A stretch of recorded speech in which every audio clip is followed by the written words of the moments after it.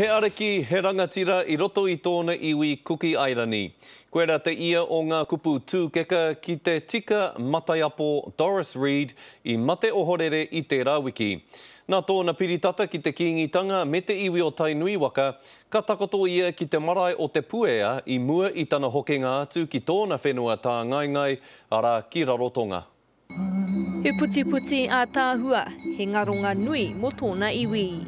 Elegant, a graceful lady and an example of a Cook Island woman. Ka tangi tōku manu. I tēnei tōna rā mutunga ki te marae o te puea me te whenua o Aotearoa, ka tuku mihi atu o na hoa, me rātau I piritata ki aia I ona hikoitanga maha. Te tika mataiapo is a wahine toa. She's a very brave woman in a man's world, business, community, you name it. She's very, very strong in opinion, very fair in what she has to say as well.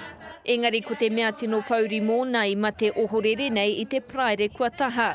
I tēnei wiki ko te tikanga kia whakamanahia tōna tūranga, hei kai komihana mō ngā Kuki Airani.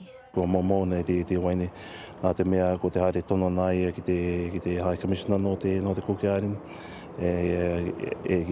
Kia mate atoa norira ki te aue tono ana te pōr te whānau, me pēnā koto ko ngā whenua katoa o te Kuki Airani mei tumu te warawaro. Nō reira te tika, tēnei ka tangi, ka mihi, kia koe. E tika rā kia takoto ia ki te marae o Tainui, he kai tautoko, he kai manaki I te kingitanga. You ever know that you're my hero? Ko te aro nui I nai nei, ko te kimi I te tangata, hei whakaki I ona hū. I think it's going to be hard to replace. There aren't many left of that kind of thinking for the community.